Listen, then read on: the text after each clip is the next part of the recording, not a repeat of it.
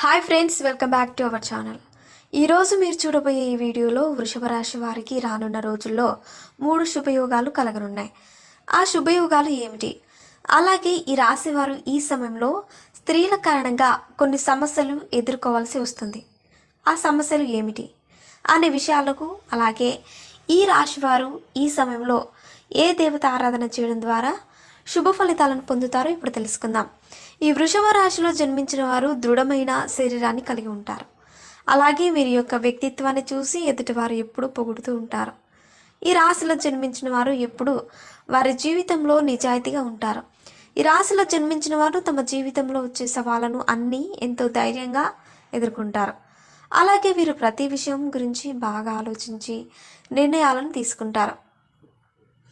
ఈ రాశివారు తమ జీవితంలో అన్ని విషయాల గురించి వారే సొంతంగా నిర్ణయాలను తీసుకుంటూ ఉంటారు. అలాగే